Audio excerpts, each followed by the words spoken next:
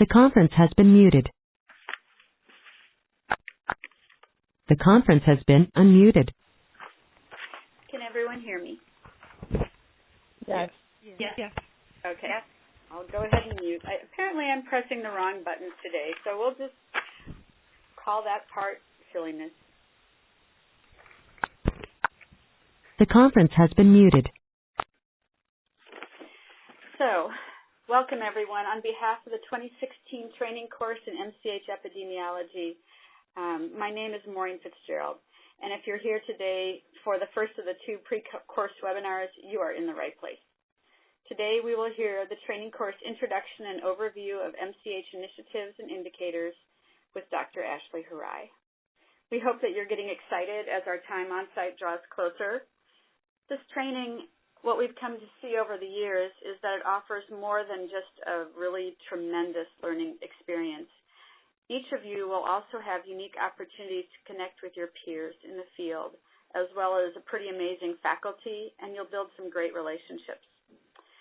We do have a couple of housekeeping tasks before we begin. First, as you've noted, and I made it eminently clear by repeating the process twice, the webinar begins with all the phone lines muted, even our co-presenter. So to unmute your phones, including the speaker, you just simply press *7. And that's if you want to ask a question at some point. And I'll leave it to Ashley to indicate if she wants to let me know if she wants to take questions during the presentation or wait until she's completed her presentation. So in the instance that you are asking a question, once you've completed the question, you press *6 to remute your phone. And that way your conversations aren't heard by everyone else. And if at some time we decide to unmute for the entire group to have open conversation, we'll give you a heads up. Hold. Lastly, we ask that you don't place the webinar on hold at any time. If you have to step out, just keep your phone muted or disconnect your phone line and call back in. Today's presentation has 5 opportunities for you to click and respond to slides that have polling questions. Once you click on your answer, don't forget to press the submit button. And as we always do, we archive these calls, the webinars. This one will be recorded and archived so that you and other participants, anyone who is unable to join us, can tap into today's learning process. And if you want to review it before we come on site. If for some reason you're disconnected, please feel free to call right back in and rejoin. At this time, I'd like to welcome Dr. Ashley Hirai to open the webinar. And don't forget to press *7.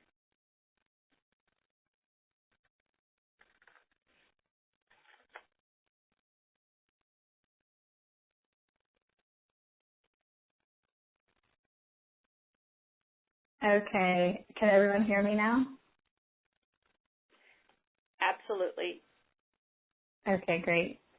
Thanks so much, Maureen, and thanks to all the trainees who have tuned in for this. I'm really excited for this year's course in San Diego in a couple of weeks. So the purpose of this intro webinar is to provide some information on the background and preparation for the course. And so the purpose and history of the course, a description of this year's class, and what to expect. Also providing some resources for additional training and data, as well as an overview of the Maternal and Child Health Bureau and my Office of Epidemiology and Research, as well as some selected MCHB initiatives and indicators and partner initiatives. So we just wanted to start off with a little polling quiz here, just about what you all are most looking forward to during the training.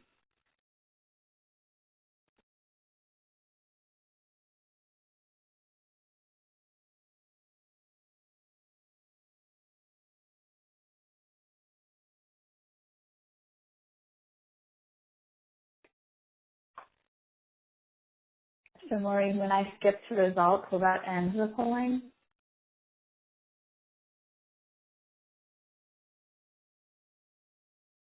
I'm sorry, I had myself muted. Yes, that does. It looks like we may be almost ready. Mm-hmm. Okay, great. We have a resounding response for developing mad FE skills. Exploring San Diego was kind of a trick question, but I was curious if we had any people with a good sense of humor there. You will have an opportunity to explore the city, but mostly kind of restricted to the evenings, and Maureen will be helping to plan a group outing for us all to get out and see more of the city. So great, thanks for answering that, and you'll have opportunities to really do all of these things in a couple of weeks. So for the course purpose and history, just to give you some background, it's really to build that state and local EPI capacity. So in the late 80s, health departments really moved from providing direct services to really focusing on the core public health functions of assessment, policy development, and assurance. The Omnibus Budget Reconciliation Act of 1989 then established data monitoring and reporting requirements for the MCH block grant. And so states really requested some EPI support and training. And for those of you who may not be that familiar with the block grant Title V, I'll have some slides later on, but it really is the largest source of broad-based public health funding for maternal and child health. So CDC and MCHD kind of formed a partnership to address this need, and the MCH EPI program was established. And it first kind of started with a state assignee program. So epidemiologists are assigned to states and funded through block grant dollars primarily, but it can also come from the state or other funding sources like Medicaid has recently come on to fund some of these assignees. Currently there's about 15 in various states. And the program also provides general workforce development and training in TA and organizes a national conference for networking and development that I'll mention a little bit later. The Bureau also provided state systems development initiative funds to help build that data capacity for states, and these are funds that can be used flexibly to support new data systems or linkages. It can fund staff time for an analyst, and several trainees actually this year are funded through SSDI. And it also really supports that 5-year needs assessment cycle, the COIN, which we'll talk about a little bit later, and this kind of minimum core data set, which was a new addition, really kind of strengthening capacity to have access to a number of data indicators and systems that are really considered essential for monitoring surveillance and addressing for maternal and child health. The Bureau also started building the future workforce through funding the Schools of Public Health to emphasize MCH leadership and training, applied research, and technical assistance. There's 13 schools funded for that. And then we also added a doctoral training grant to support PhD student dissertations using state and local data. I think there's 9 schools now, and the University of Illinois at Chicago, which Kristen Rankin teaches at, is one of them. So if you're thinking of going back, that is an opportunity that really supports that kind of pipeline of developing skills and advanced skills for maternal and child health epidemiology.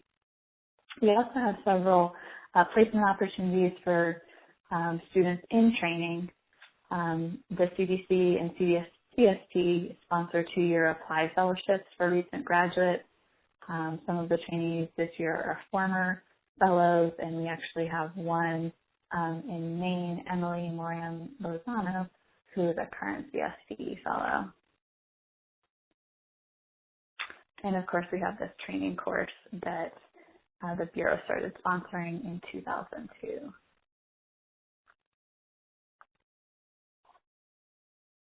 So this slide is really showing kind of what has happened as a result, hopefully, of all of those efforts to build that state and local data capacity. So this is a slide showing an evaluation of EPI surveillance capacity, and you can see that it's really grown over the years.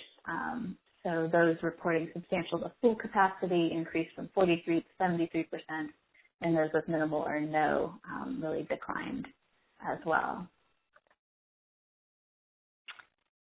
And so just for more data on here, states and territories reported increases in the percentage of MCHFE leaders with administrative and scientific authority, the percent with master's degrees, the percent with access to essential data sets, and the number of peer-reviewed publications, abstracts, and other reports. But we still have work to do, and so despite these achievements, only 37% had almost full EPI and surveillance capacity, and only a minority of jurisdictions did the epidemiologists participate fully in policy development or have access to important data sets. Only 46% routinely performed statistical comparison tests, and only about a quarter routinely conducted multivariable analysis.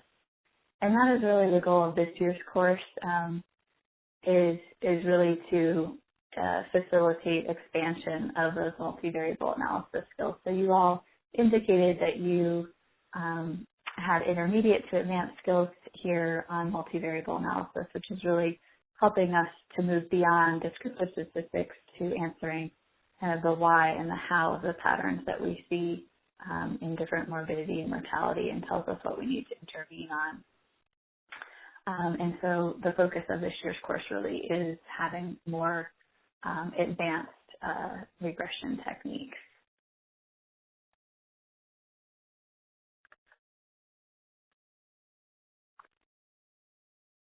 So the course purpose and structure is really to strengthen those skills of existing analysts, so providing that continuing education to inform and improve programs. And we have covering the conceptual basis and statistical methods to support these core functions of needs assessment and prioritization, performance measurement, and program planning and evaluation. And it consists of webinars, in-person lectures, exercises, discussion, and opportunities for individualized technical assistance. So for course faculty, we have Dr. Kristen Rankin at UIC, and she's really taking the lead on a lot of the biostatistics content for the course. We also have Bill Stocktonfield, and he's at University of South Florida and has 30 plus years of experience with state and local applied epidemiology, and we'll be covering kind of that planning cycle, knowledge translation, and needs assessment. And we also have Dr. Patricia Ocampo at the University of Toronto, who has a lot of expertise in program evaluation and social epidemiology. And all of these faculty have really won a lot of mentoring and teaching awards, advancing knowledge awards. So we're really fortunate to have them, and I know you're going to learn a lot from them. For course logistics, we are very indebted to Maureen Fitzgerald for making sure that everything flows accordingly, making sure we all get to San Diego, and really have everything coordinated and all our needs met with audiovisual and meeting space. She also works on the course evaluations and assembling materials, including a welcome packet and guide to San Diego. So really shout out to Maureen, our little den mother who can answer and help us be successful with the course. So for course preparation, we have these webinars that provide this orientation, as well as a regression review. So there's one coming up next week on regression modeling. That's just kind of a review Ignore the second bullet here. We previously did have some homework assignments and a reading list, but we know it's hard for trainees to do this in advance with their normal job responsibilities, so those were kind of left off this year. For the in-person training in San Diego, these are kind of a list of some of the lectures that will be covered, and I think the final agenda Maureen will be sending out shortly if she hasn't already. And we will have exercises embedded into the lectures and opportunities for faculty Q&A and individualized technical assistance on Tuesday and Thursday.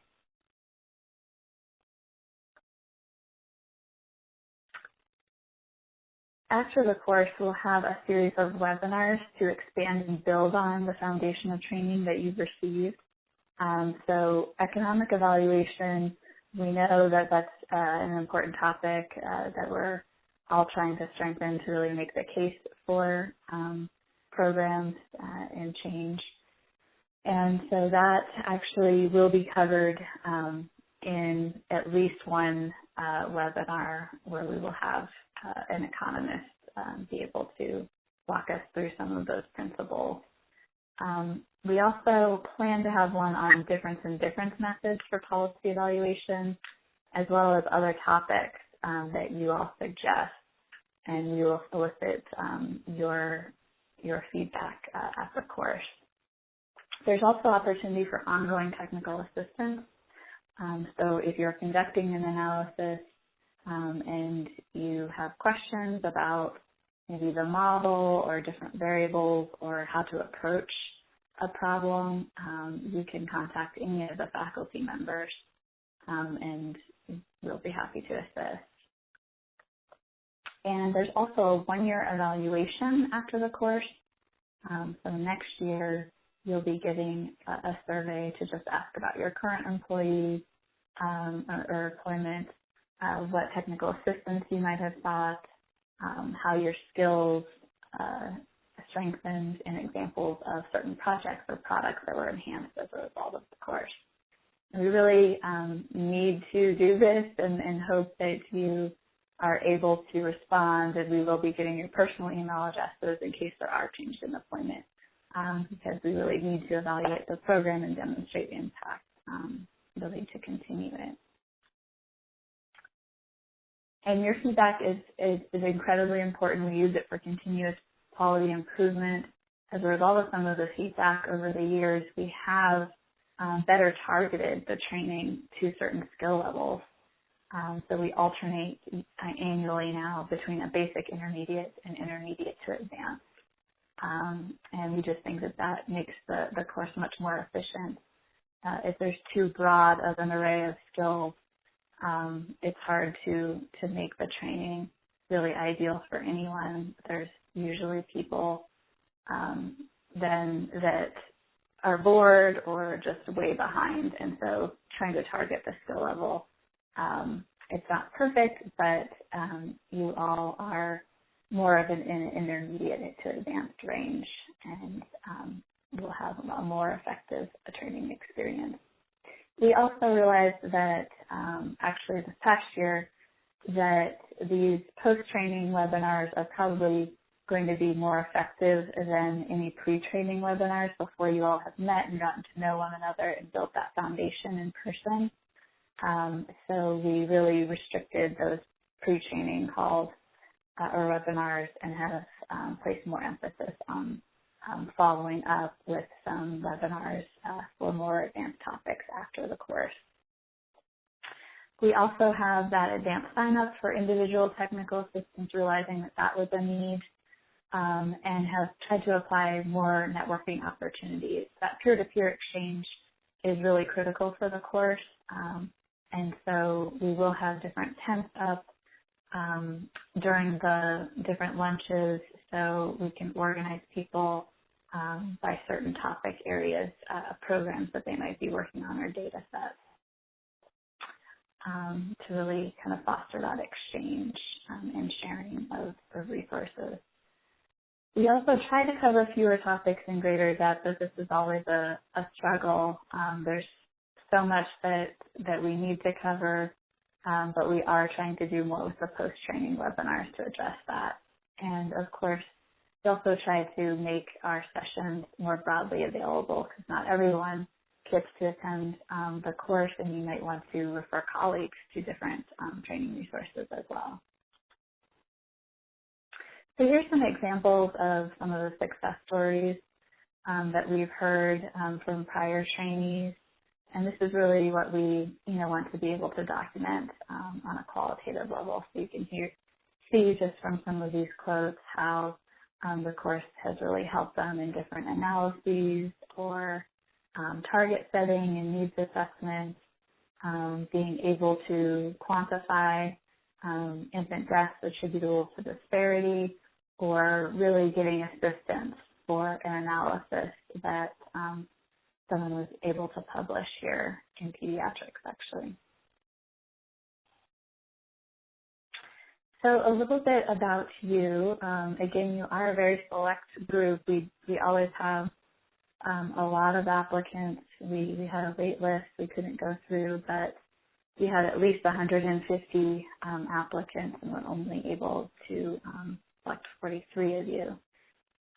So you guys are a very select group, and you are located in 29 states and territories, 25 in state and territorial health departments, 13 in city or county health departments, 3 federal, so we have 1 HRSA and CHB fellow, and 2 from the Department of Defense.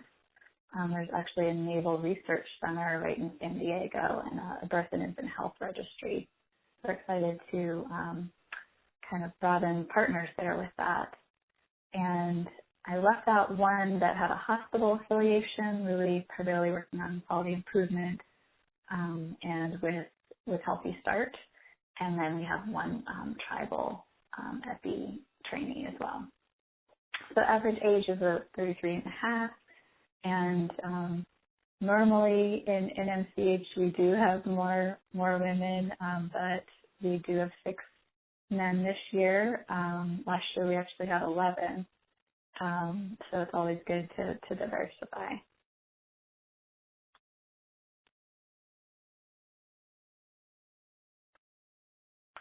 And I did see a question here just about the economic analyses, and the way I addressed that will be actually part of the post-training webinars. It is pretty specialized, and we need to get a health economist to really provide that. But I will refer you to some other existing archive trainings if you want to learn about that sooner rather than later. So here's a map of the trainee locations for this year. And so it's kind of graded by different shades of blue. States that have 1 trainee are light blue, kind of a medium blue have 2, and a dark blue have 3 or more. And then the hash lines really represent those states that have state and local representation. Ohio actually had completely local representation. Most of the others were a mix of state and local, but I believe there are 3 trainees from Ohio that are local. And where possible, we do try to match having a state and local trainee. That really helps to build those relationships and strengthen the overall capacity for a state. And the red lines are just overlaying the 9 or 10 public health regions. And so you can see that we do have trainees from every single region, and are fortunate to have 2 trainees from Puerto Rico this year. We've never trained anyone from Puerto Rico. And then as well, we also have an assignee to the Pacific Basin located in Guam, but really helping all of the basin jurisdictions this year. So this is a word cloud just of the programs and data kind of in your job responsibilities. So you can see there's a lot of different program responsibilities and data sources that folks are using. And these will kind of be used to help establish different table temps at lunches if folks want to talk. Those maybe working on home visiting, or those really wanting to address health equity, for example. We can have those set up at different tables to really spark that conversation.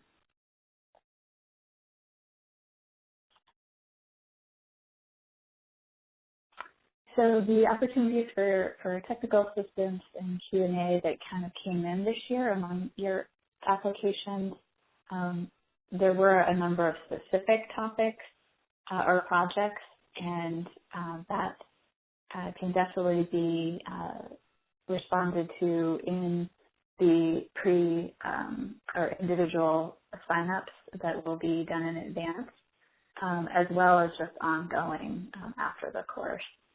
And then there were some specific topics or methods which may be conducive to kind of multiple signups. So multiple people may want to talk about how to deal with small sample sizes, for example, and we'll try to organize that with an appropriate faculty member so you can all benefit from hearing the same input and advice.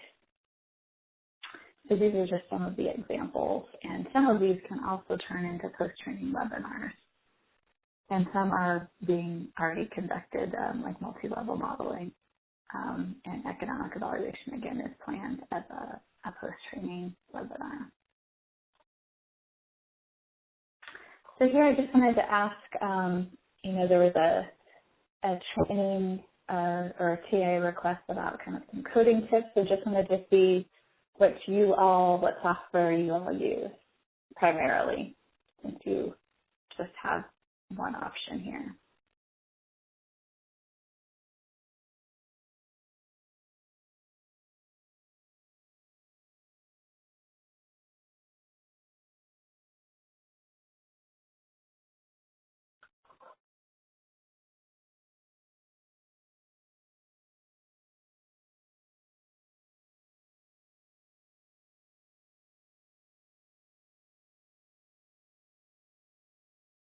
Okay, we'll just go ahead. And so the majority, about 2/3, are using SAS, which is probably expected. We will have probably most of the code that we show will be in SAS, but I also use data and can definitely help with that. And I believe Pat Ocampo has worked with SPSS. So we'll try to make sure that we can provide some examples and assistance regardless of what software you do use.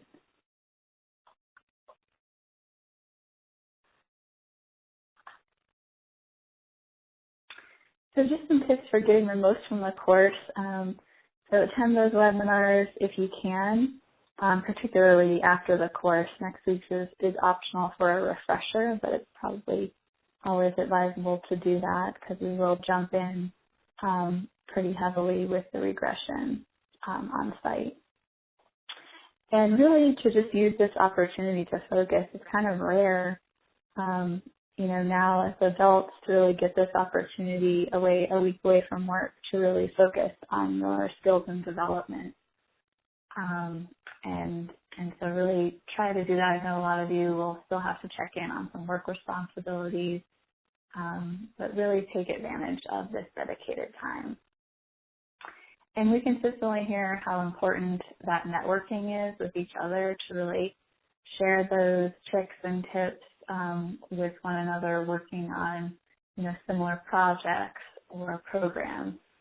And so we have those opportunities both on the first day at the reception, kind of mixing and mingling, getting to know one another, and then daily at lunches, and then a planned outing that we're working on. There will be a lot of material and some may be a stretch, but we always try to provide a lot of references to continue learning more and really offering that technical assistance beyond the course. And definitely, we really need you to participate and ask questions during the session. Everyone really gets a lot out of that, having that discussion and interaction.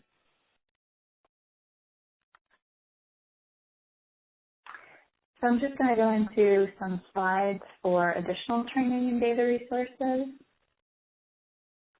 So the CDC, here's their Division of Reproductive Health website for MCHFE, and they have a lot of different training resources available that you can view on their website. And really that conference, the City Match MCHFE conference. And I was going to have a poll here. It didn't quite make it, just to see how many of you have already attended this conference in the past. But we really can't recommend it enough. It is biannual now.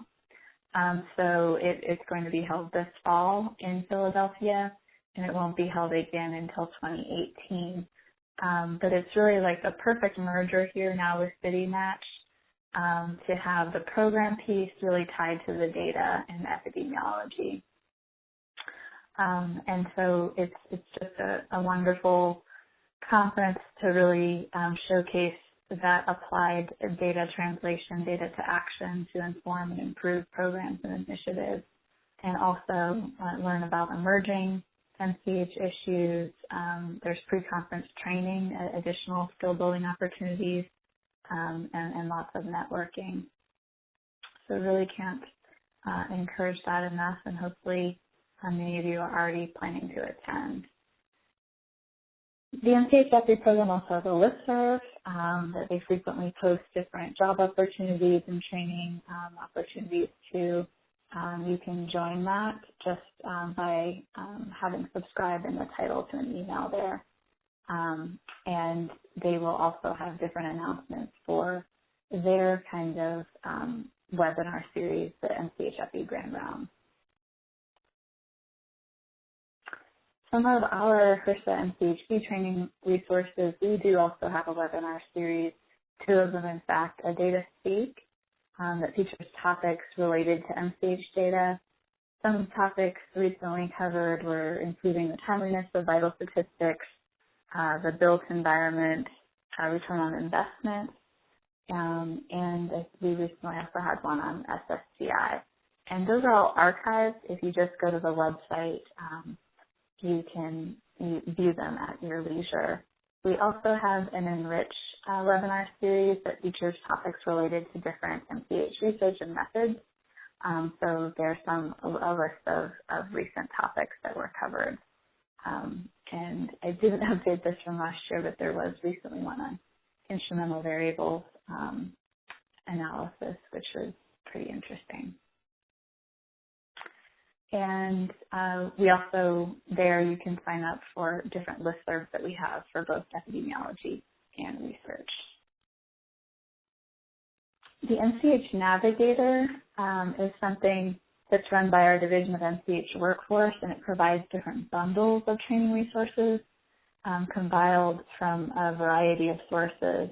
So there's different bundles on QI, needs assessment, epidemiology, and the EPI is really, it has kind of dual tracks, which you might be able to recommend to some colleagues or managers. So there's a track for data users, which is primarily program managers, and then one for analysts, which they call data makers. So that would be us as epidemiologists.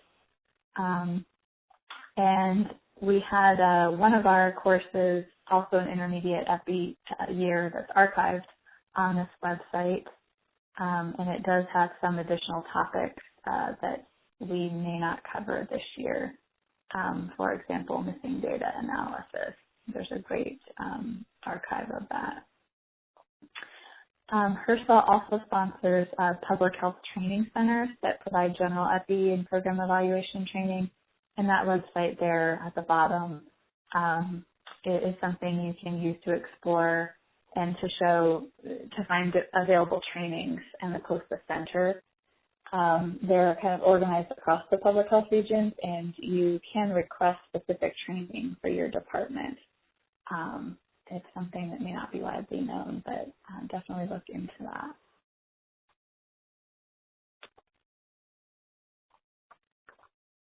So I mentioned this before, the HRSA pipeline programs, so we don't really need to go into this in too much detail. I'll just mention, again, if you were thinking of going back for a doctorate, if you don't already have one, we do have different training grants. I think there's 9 schools now that are supported, and that's a great resource for funding.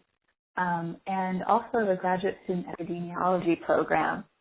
That funds summer internships for graduate students, and so if you're looking to kind of build capacity within your unit, really think about putting in a host application. You can supervise an intern and really get that extra support to conduct different projects.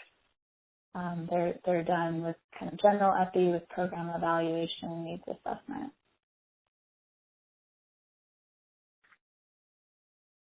And then another resource that may not be widely known is that we do offer state and local publication assistance. So we really want to help you get your work out there and shared with peers in a scientific journal, and help others who may be doing similar projects.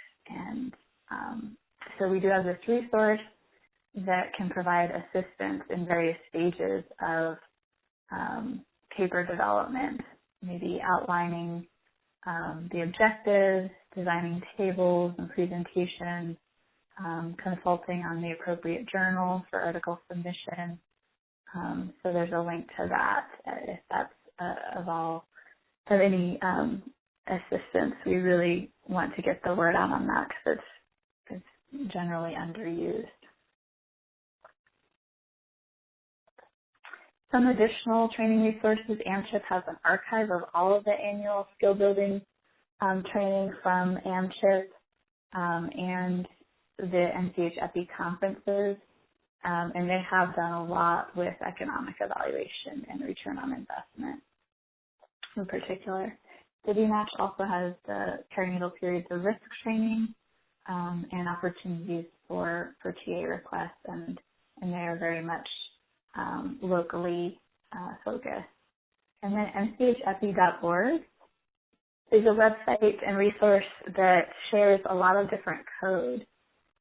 So if you're working on severe maternal morbidity or some particular outcome, you can look to that website to really have some of the standard code and not have to reinvent the wheel there.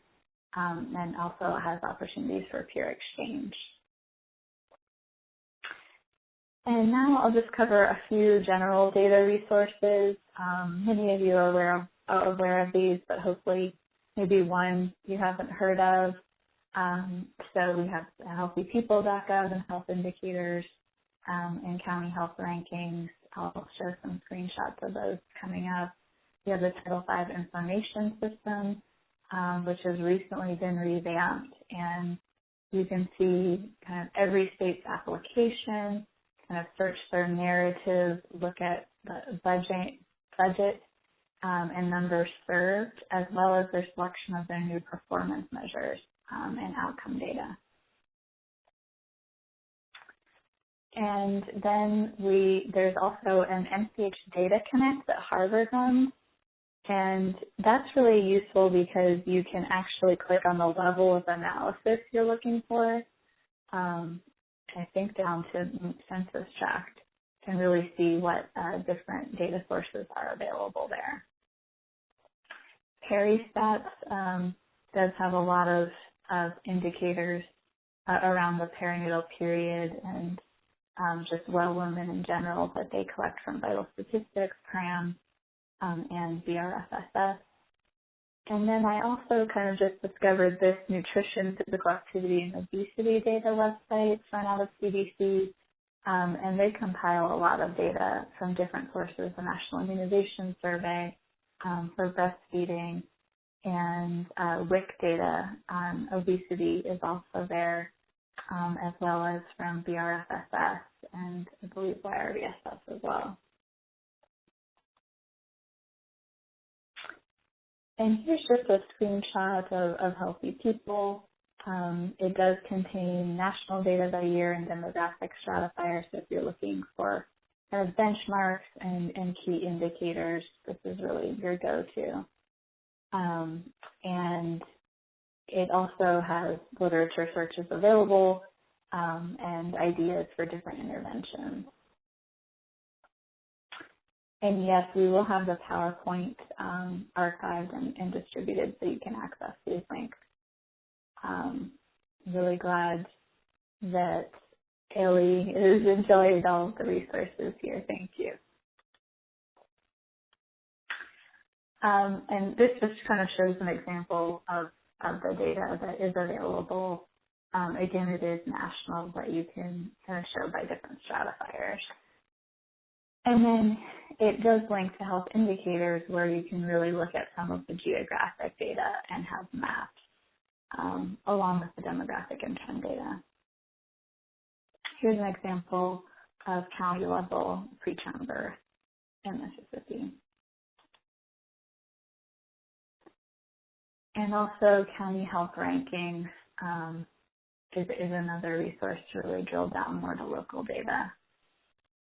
And here's an example of a county comparison in Maryland. These are just some links to administrative data sources. A lot of these you will be able to just access directly at the state level. But in case you needed to access national data, here's some of the general links.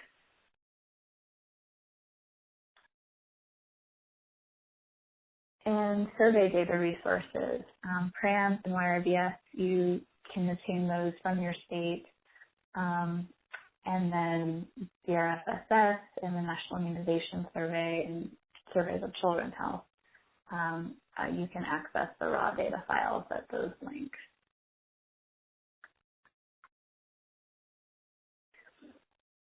And I guess we can just open up the line quickly to see if there are other data resource links that anybody wants to share or mention. The conference has been unmuted.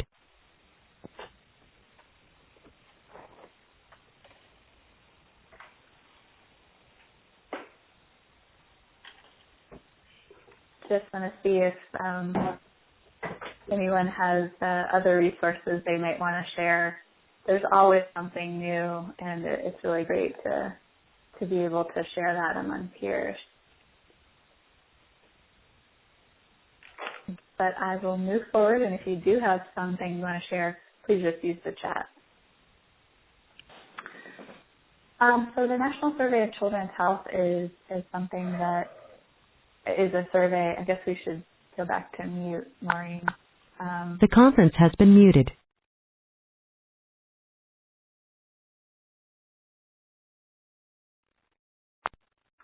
Okay. So the National Survey of Children's Health is a survey that our office sponsors, and it's been conducted in 3 waves over the past decade. And it does provide national and state level estimates for a variety of indicators: physical, behavioral, emotional, family well-being. It is currently undergoing a redesign to merge that children's health with children with special health care needs. And it will then be able to provide annual estimates through probably rolling estimates for states. In any given year, it won't be that large. And so the content will be merged, and it will change from a dialed survey to a mailed survey, which has been really important. I think a lot of us know the response rate from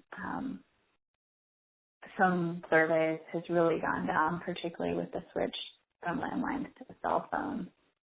And it's going to be run by the Census Bureau and kind of as a tag along to the American Community Survey, which has a very excellent response rate. And there will be new content, for example, school readiness If you'd like to see what is going to be asked in the new survey that's actually in the field now, just send me an email. I think that is available to share. So it is in the field now, and we do expect to have national and state data available in early to mid-2017.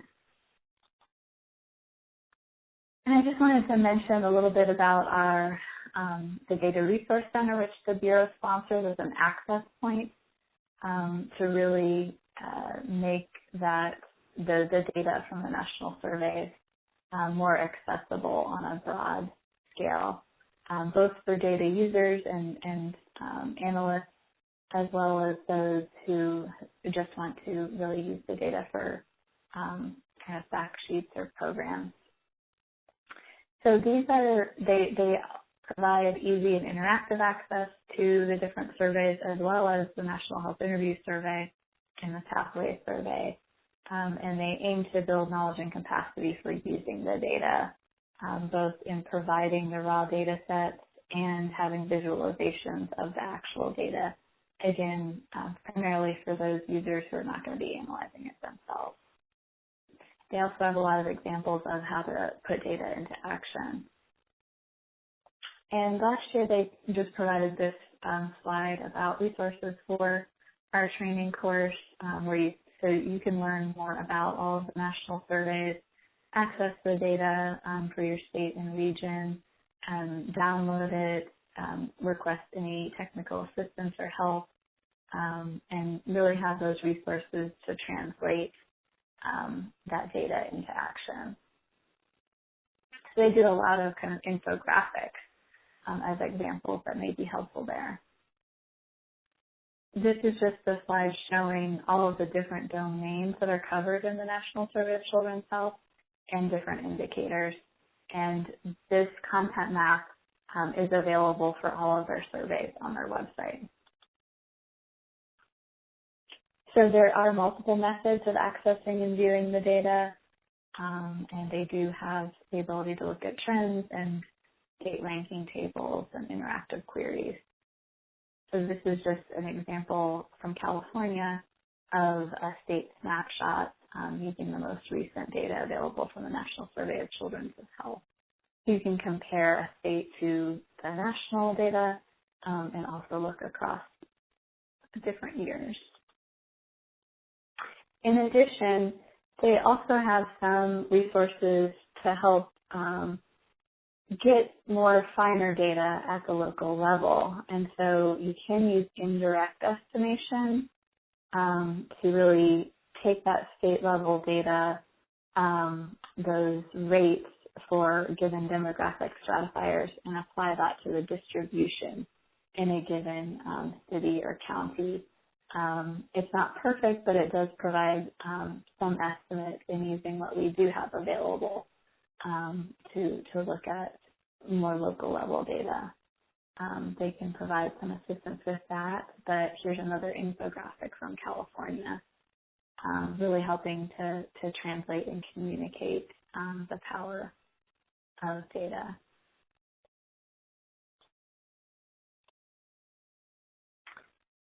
So I just wanted to provide a little bit of information on the Maternal and Child Health Bureau, and hopefully we'll get through these quickly and end early. But we do want to just show a little bit more about the Bureau who sponsors this training course, because inevitably we do get some trainees who haven't actually heard of it or thought it was part of CDC. And so just providing a little bit of an overview here. So MCHB is part of HRSA, the Health Resources and Services Administration, also known as the Access Agency, and community health centers are probably the largest, most well-known program within that.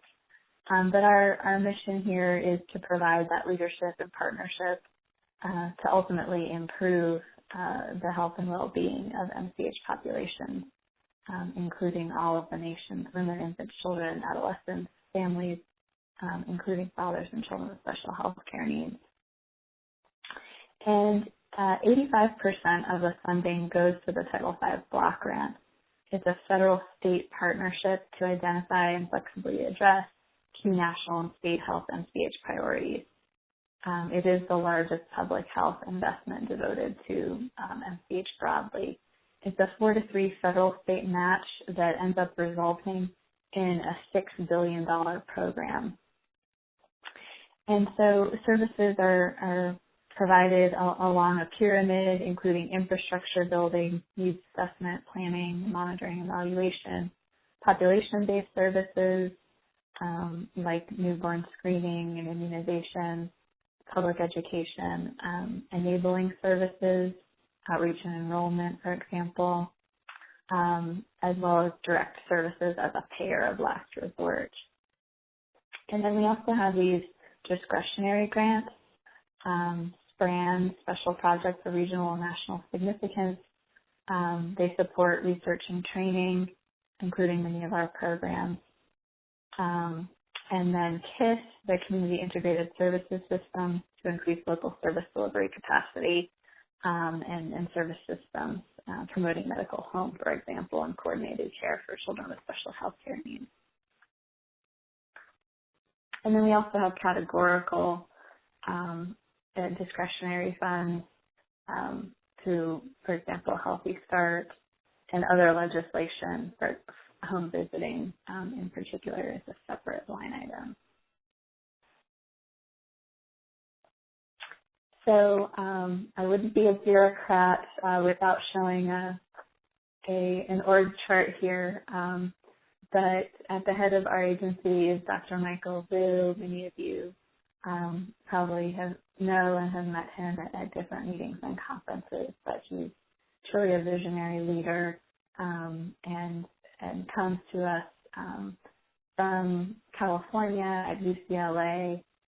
He's now been with us for 4 years, I believe, and has really been leading a lot of transformation at the Bureau, and definitely has that interest and expertise in life course and health disparities. So our Office of Epidemiology and Research is directed by Dr. Michael Kogan, who many of you also probably know. Our primary goals are to build data and analytic capacity at state, national, local levels, strengthen the present and future workforce, conduct and disseminate research and data to strengthen the evidence base, and we do that both through intramural programs as well as extramural grants, primarily to academic organizations. And then we provide analytic support, consultation, and leadership to various Bureau programs and initiatives. And I am really providing that data support to the Title V block grant, the Healthy Start evaluation, and also the infant mortality coin. And so we'll talk about a couple of those in the next few minutes. The Title V block grant transformation, home visiting, Healthy Start, and coin. So many of you probably know this. I will again try to go through these quickly for those of you at the state level. Those maybe at the local level or with other organizations may not know this as well, but we did recently go through an extensive transformation of that Title V block grant with a triple aim here to reduce burden. So we wanted to pre-populate the performance measures from federal sources. That helps reduce burden, but also improve standardization and comparability across the state. We simplified and reduced the actual application, and we wanted to maintain flexibility. So there's a choice in selecting 8 of 15 possible performance measures, 1 in each of 6 domains that I'll mention next. And then states also have to select state-specific performance measures that really respond to their needs assessment. And then this new addition here is really developing and quantifying your state activities and strategies into these structural or process measures that we're calling evidence-based informed strategy measures. And those are actually due this July for states in their application for 2017. And ultimately, the transformation goal was to improve accountability and better document the impact of Title V. So we have fewer performance measures that are really more directly tied to Title V activities, and this new framework that tracks performance in relation to activities. And this is the actual framework. At the heart of it are those national performance measures, 8 of 15 selected by states based on their unique priorities. And these are typically short and medium-term outcomes, really kind of behaviors or healthcare access indicators that ultimately feed into broader national outcome measures that are mostly morbidity and mortality. And really at the start of it, driving that improvement in these measures are the state activities, and that's what will be quantified in those evidence-based or informed strategy measures. So here's a list of all the national outcome measures, and again, you can see all of these and available data now on the Title V information system. A link was provided in an earlier slide. But again, these are mostly those longer-term measures, morbidity, mortality, as well as some others that may have just been required in the legislation. And here are the national performance measures. They are organized in these 6 domains: women's, maternal, perinatal, infant, child, adolescent, children with special health care needs, and cross-cutting or life course, with the different data sources available. And this is a table just showing the performance measures ranked by popularity.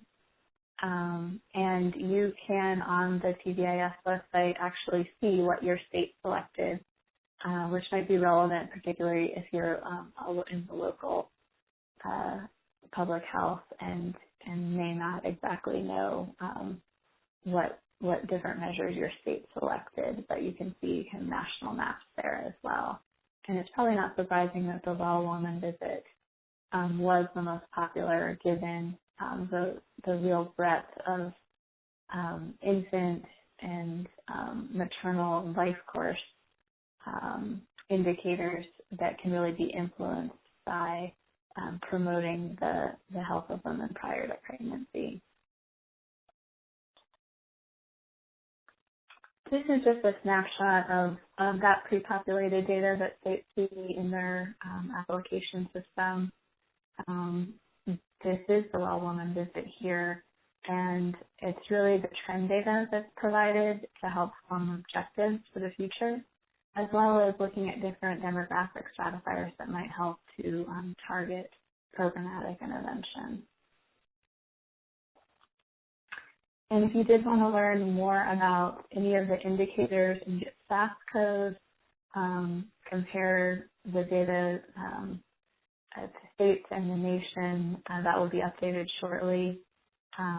But there is this federally available data resource document to be able to learn more details about the measure and be able to replicate it in your state or community with the statistical code. So now what states are really working on are those evidence-based informed strategy measures.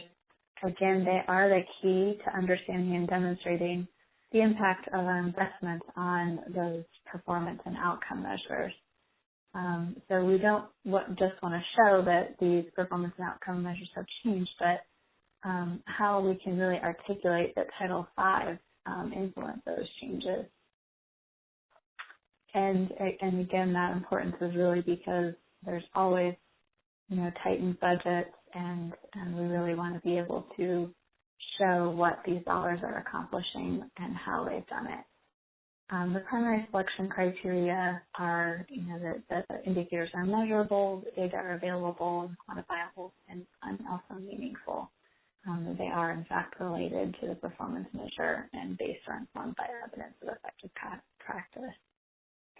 And these measures may be refined or replaced with new ESMs as new information becomes available about new strategies, or as you may not, it's kind of a quality improvement framework. And so if you didn't see the expected results that you intended or already achieved your objective, those strategies and measures are, of course, flexible and able to be changed. And this is a link to our resource center at Johns Hopkins that's kind of providing a menu of different strategies and ratings of their evidence. And here's just a worked example to show how the framework is really executed. And so a state may have picked this national performance measure, which is measured by safe sleep position, and then think about the strategies that they want to undertake to address that. It could be a social marketing campaign where a measure might be their number of media advertisements or web hits. They may be partnering with home visiting to make sure that those home visitors are educated and providing that counseling and measuring that by the percent of clients who receive safe sleep counseling. They may be partnering with hospitals to ensure that they're following safe sleep policies and protocols. So those improvements in practice lead to improvements in behavior, that immediate outcome, and ultimately then we would hope to changing actual health outcomes, the suicide rate and infant and post-neonatal mortality. So just a quick question here. If you are with a state,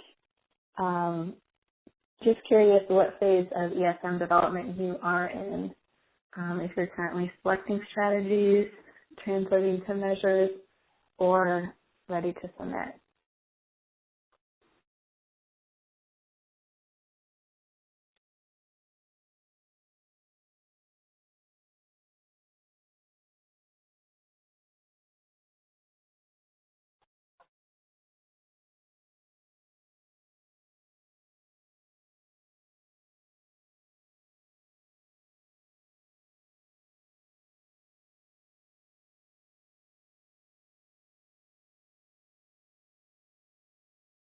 Okay. So, yeah, we have a pretty good distribution here. Some states are still selecting strategies, some are translating to measures, and others are ready to submit. So good to see they're all, it's still updating, kind of working along the different phases to get ready for that submission in July. And I would be happy to talk to you all who are working on it at the training and really curious, how states are really thinking about this. This is a very new requirement. And I myself am learning more about structural and process measures. So just moving on, this table just provides some opportunities for alignment and assistance along those performance measures, and how they may integrate with certain kind of local programs like home visiting or Healthy Start, which may have parallel focus or measures, and can be great partners for implementing different strategies. We have a range of coins, which I'll talk about a little later, as well as resource centers to assist in addressing these performance measures. And also just thinking about Medicaid, serving at least half of states' most vulnerable populations. They can be a really critical partner and have powerful kind of incentives and payment levers for reform. and we're always trying to work with that to help improve those state NCH and Medicaid partnerships.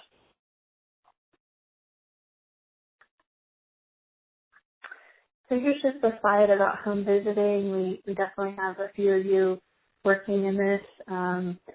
It is a program that's authorized in the Affordable Care Act, and it's administered jointly by HRSA and the Administration for Children and Families. And they primarily, ACF works with the tribal grantees.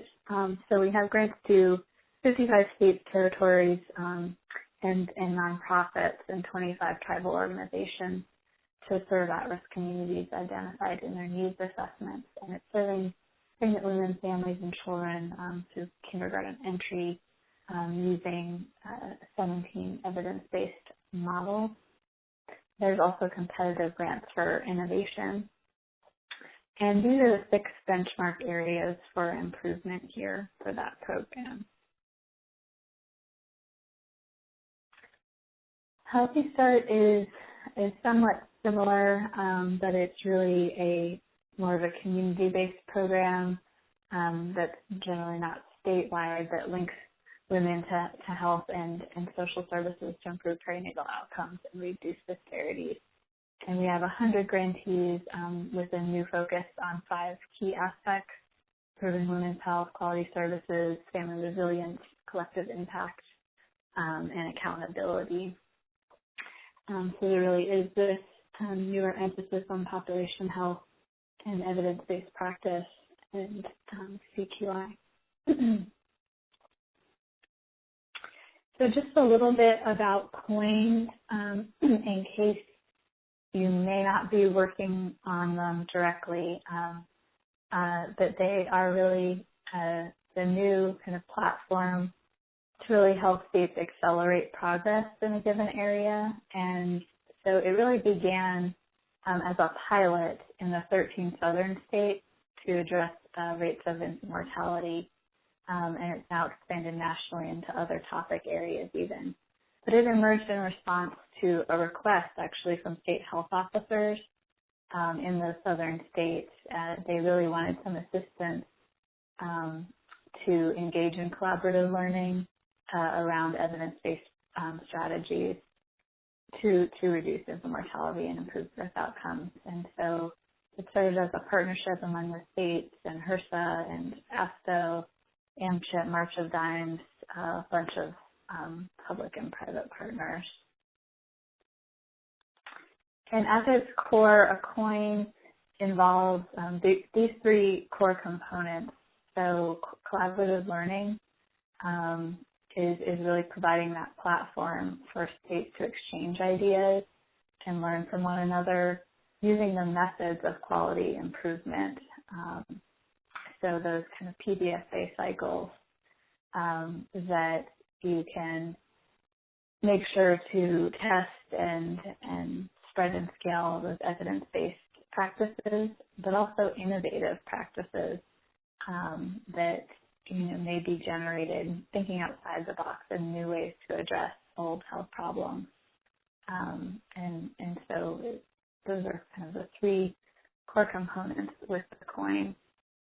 And this slide kind of shows the progression of the different steps, kind of organizing and having aim statements and driver diagrams in the change package, really doing that work, and having learning sessions, action periods, and that's kind of the PBS-based cycle: plan, do, study, act, and learn and repeat.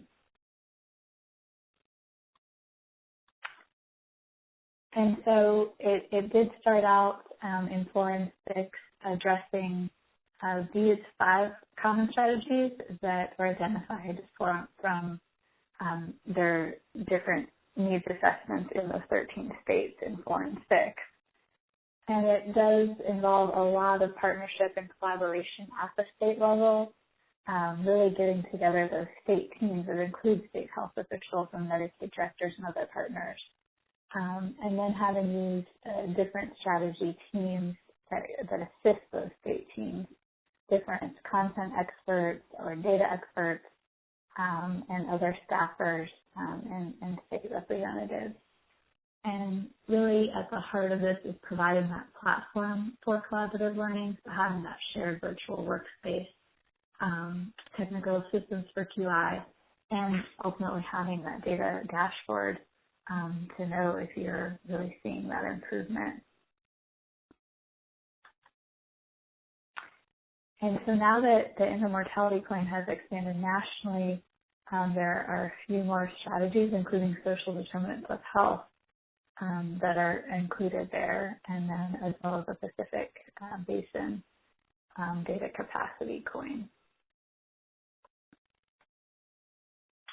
And these are kind of the learning networks and different state selections into them.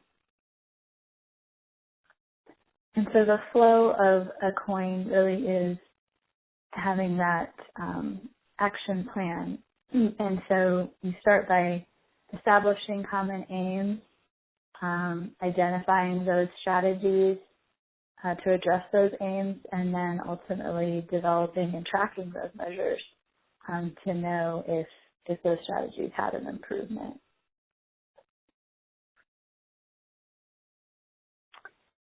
And we will show some of the results from COIN, I think, in the quality improvement lectures on site. But it's really just emphasizing how important data is for COIN and quality improvement.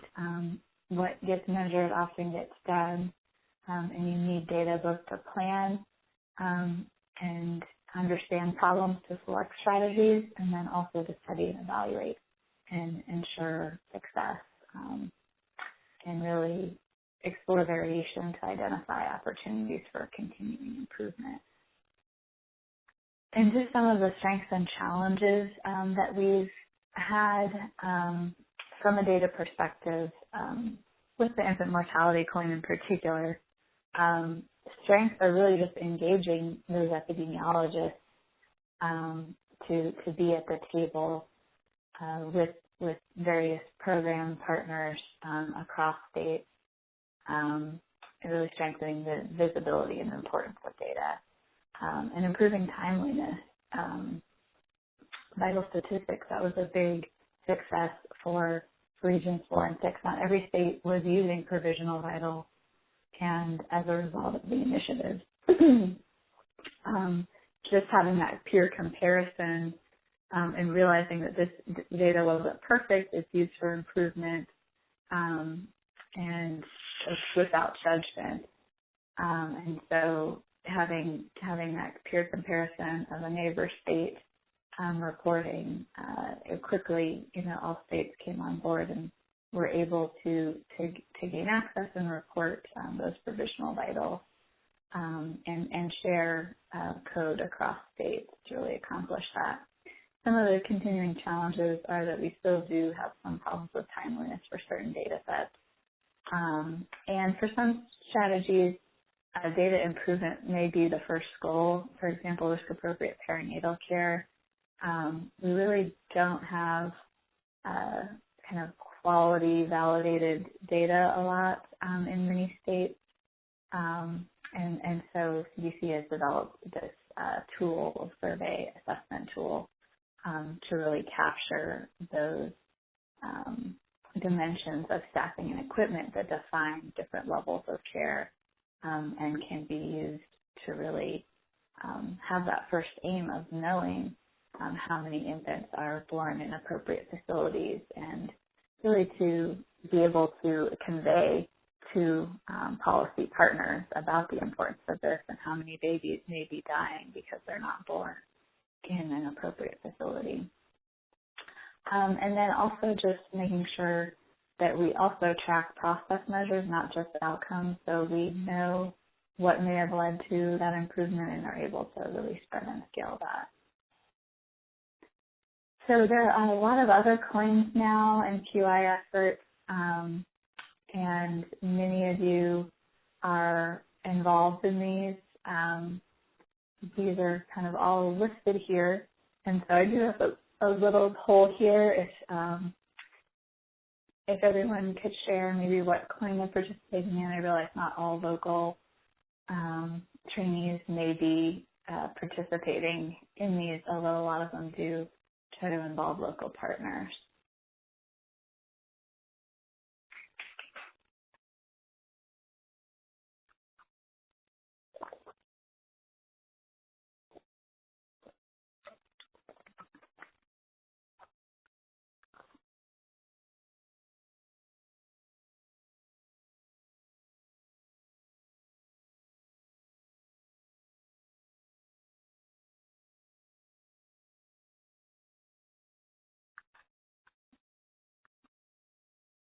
Okay, so just looking at some of the results here, not surprisingly, most have worked on infant mortality COIN. It is national now, so pretty much every state is participating in that. But also some with Healthy Start and Home Visiting, Child Safety, Adolescent Health, and the Alliance for Innovation in Maternal Health.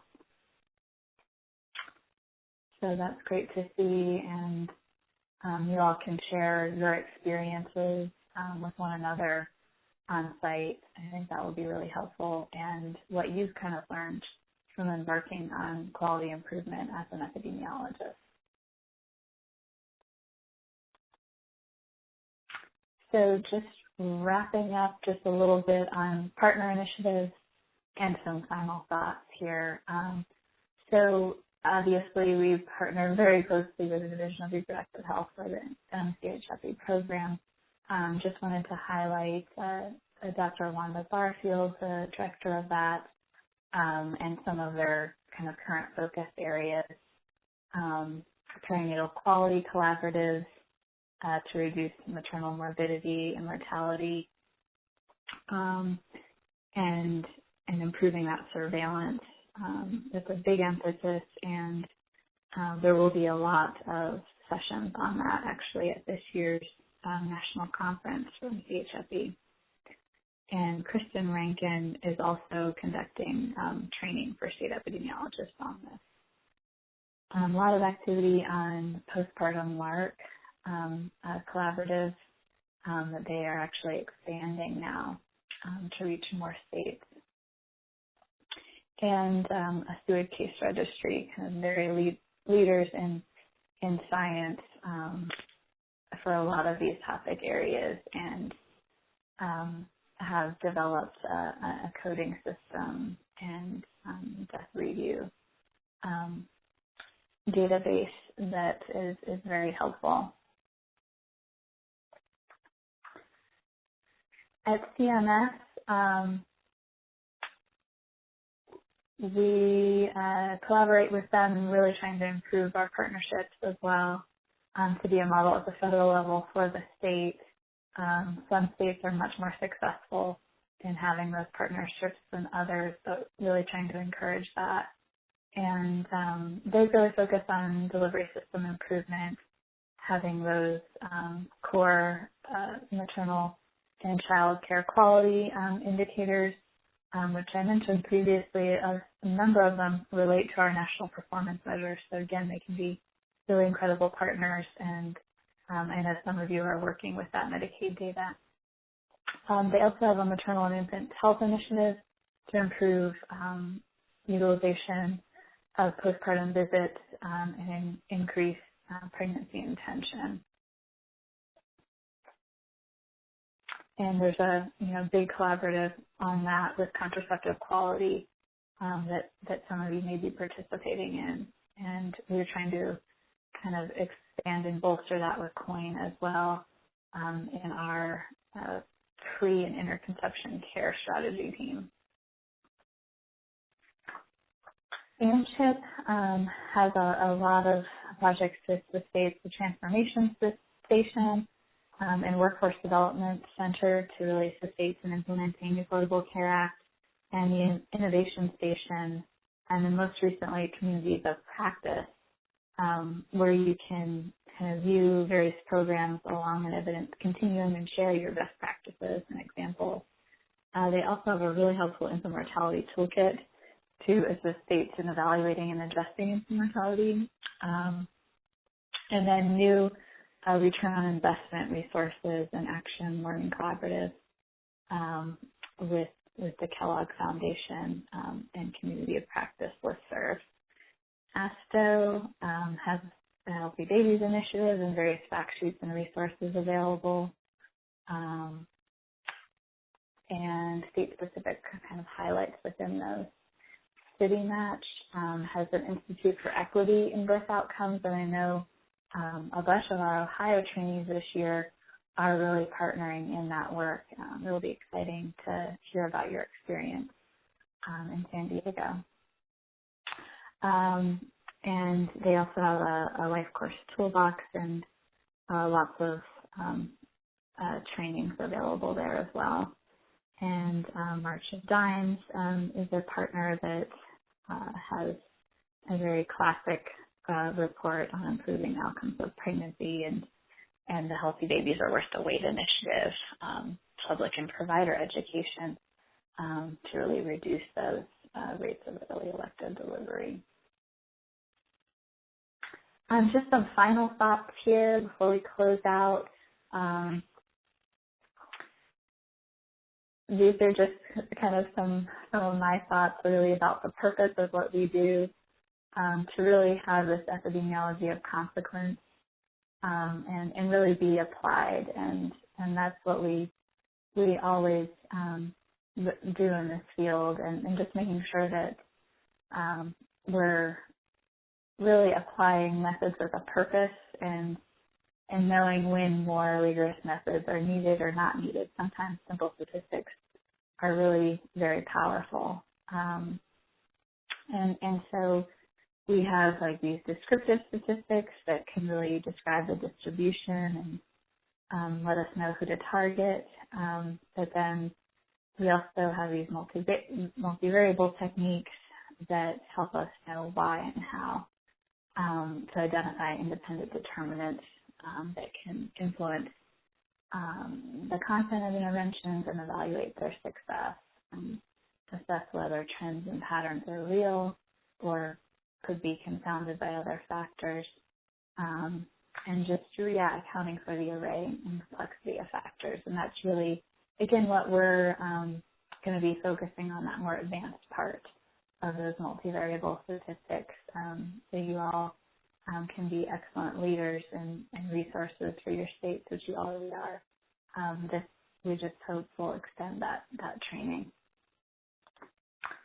And so really just making sure that we're always asking the right questions too. So what is the purpose, kind of like the so what factor? Do you have kind of requests or buy-in from those who will use the information? Has it been done before? Is it likely to be different than findings from previous studies? Is it primarily etiologic or risk factor focused versus really trying to look at the population impact, quantifying the contribution or impact of an intervention or return on investment? And this is a point Bill Sappenfield will make a lot, and looking kind of at PPOR, perinatal create the risk 2, phase 2, when you're identifying components and of the mortality problem and quantifying and prioritizing interventions. You don't necessarily need to establish a relative risk in your community or really reinvent the wheel doing a new etiologic investigation, that you can kind of borrow from published studies and estimate population attributable fraction. And ultimately making sure that you have that dissemination translation plan. So not just doing a project for itself, but we ultimately all want to make sure that it makes a difference. And so those are things that we will definitely focus on at the training as well. So thank you all for hanging in there. I didn't want to do 90 minutes, but I guess we did. If there are any questions, we can take it, open the lines. And I just really look forward to meeting a great class of trainees in a couple weeks in San Diego. So we can, if people want to ask a question, they can press *7.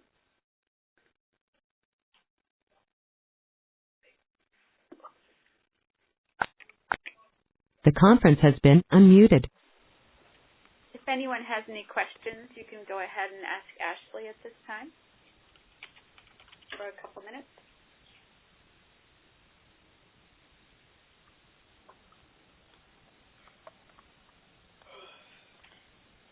Okay, well, if not, again, thank you for joining us today. We look forward to Dr. Kristen Rankin's webinar next week, and we'll talk to you then. As we said at the beginning, both of these webinars will be recorded, have been recorded, and will be archived, and the link will come to you shortly after the close of the webinar. If you have any questions, just feel free to contact me. We hope you have a great rest of the day and look forward to seeing all of you in San Diego. And thank you so much. You can disconnect at this time. Thank you. Thanks, everyone. Thank you.